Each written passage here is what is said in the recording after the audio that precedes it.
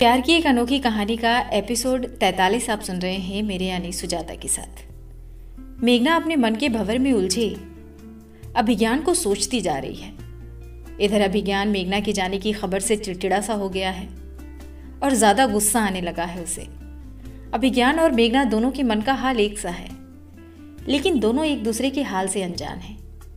मेघना अभिज्ञान को सोच रही है कि अभी वो कॉलेज में होगा, मेरे जाने की खबर से तो खुश होगा, क्योंकि उसने खुद ही तो बोला था कि उसको मुझ में या मेरी किसी भी बात में इंटरेस्ट नहीं है।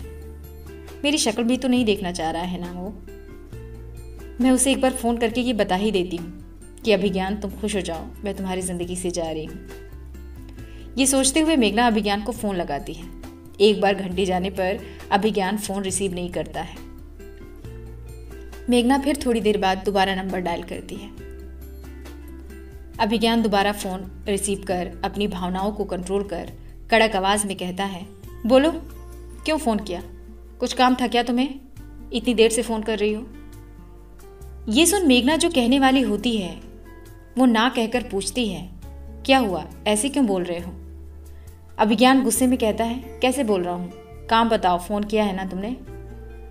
मेघना कुछ देर चुप रहने के बाद फिर बोलती है, इतना गुस्सा क्यों हो? ये बात सुन अभिज्ञान कहता है, मुझे तुम्हारा ये नाटक बर्दाश्त नहीं हो रहा है। मेघना, नाटक? मैंने क्या किया नाटक? अभिज्ञान, तुम्हें पता होगा ना जो तुमने किया है।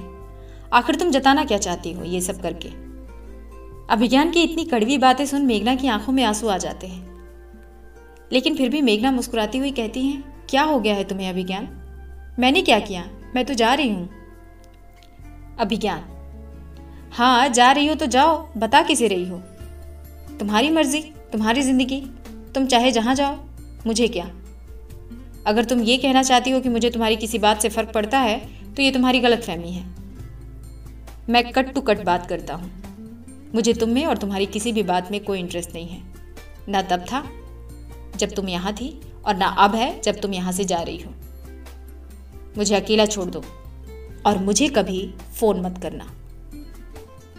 ये बात सुन मेघना के आंसू बारिश की तरह बहने लगते हैं। वो कुछ कहती इससे पहले अभिज्ञान फोन कट कर देता है। मेघना फूट फूट कर रोने लगती है, क्योंकि मेघना को अभिज्ञान का ऐसा बर्ताव उसे पूरी तरह तोड़ के रख देता है। वो सोचने लगती है कि जिंदगी क्या थी, क्या हो गई है, और भगवान को याद करके कि उसकी जिंदगी कैसे बनाई है उन्होंने, इतनी तकलीफ भरी, खुशियां आने से पहले ही लौट जाती हैं। फिर अपने आप को समझाकर आंसू पोंछ खुद को दिलासा खुद ही देती हुई कहती है, मेरे अनाथालय में किसी को कुछ पता नहीं चलना चाहिए कि मैं दुखी हूँ। ट्रेन में कुछ दिन गुजारने के बाद वो शिमला पहुँचती है। उसे देख नंस और बाकी की लड़कियां बहुत खुश होती हैं। वहाँ काफ़ी कुछ बदल गया है। सुची की शादी हो गई है, लड़का टीचर है, नई नई बच्चियां आ गई हैं। उन्हें देख मेघना खुश हो जाती है, लेकिन चेहरे पर एक अलग सी उदासी नजर आती है, जिसे मेघना की नंस पढ़ लेती है और कहती है वहाँ के सभी बच्चियों और टीचर से कि अब तो मेघना कुछ दिन यहीं रहेगी, जितना बात करना हो करना, तुम लोगों को अब ये पढ़ाएगी भी, लेकिन अभी आराम करने दो मेघना दीदी को। और मेघना को रूम में ले जाती है। मेघना अपनी नंस को देख नजरें चुराती है और वहाँ की और सामान किताबें बिस्तर को ठीक करने की बात करती है और बहुत ज़्यादा हंसती है और बोलती है।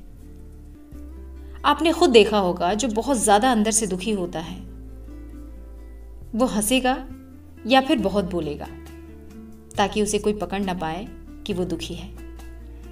लेकिन नंस मेघना की बात में हाँ में हाँ मिलाते हुए बोलती हैं, अब तुम आ गई हो ना, सब ठीक कर देना, काफ़ी कुछ बिखरा पड़ा है यहाँ पर। क्या बात, बड़ी खुश नजर आ रही हो, नॉर्मल से ज़्यादा हंस रही हो, लगता है काफ़ी चोट खाई हो। मेघना ये बात सुन एकदम से सन्न हो जाती है और बात ना समझने का नाटक करके कहती है, चोट? कैसी चोट? मैं तो हमेशा खुश रहती हूँ। आप तो बचपन से मुझे जानती हैं ना, फिर भी ऐसी बात कर रही हैं। देखिए, बातें तो होती रहेंगी, मुझे भूख लगी है, खाने को कुछ मिलेगा कि भूखा सोना पड़ेगा? कल मुझे सुची से भी मिलने जाना है। नंस, मैं तुम्हें बचपन से जानती हूँ, तभी पूछ रही हूँ। खैर, मैं खाना भिजवाती हूँ, और हाँ, जब तुम्हें लगे मुझे बता देना चाहिए तो बता देना, मन हल्का हो जाएगा। इतना बोल वो चली जाती है उनके जाने के बाद मेघना खिड़की खोल चांद को देखती हुई कहती है, एक ऐसी चोट लगी है मुझे जिसका घाव कभी नहीं भरेगा, क्योंकि जिंदगी में जो पहली बार होता है उसके निशान आखिरी सांस तक रहते हैं। और आंसू पोंछ बिस्तर संभालने लगती है। तभी उसका खाना आता है, लेकिन जिसको इतना दर्द हो उसे कैसे भूख लग सकती है। वो खाना वापस कर बिस्तर पर लेट जाती है। अब जानेंगे अगले भाग में कि क्या होगा। आप सभी मेरी ये कहानियाँ पढ़ते हैं, मुझे इतना प्यार देते हैं इस कहानी के ज़रिए। आपका बहुत बहुत शुक्रिया। ऐसे ही प्यार देते रहिए और मेरे चैनल को लाइक सब्सक्राइब करते रहिए, अपने दोस्तों के साथ शेयर करते रहिए।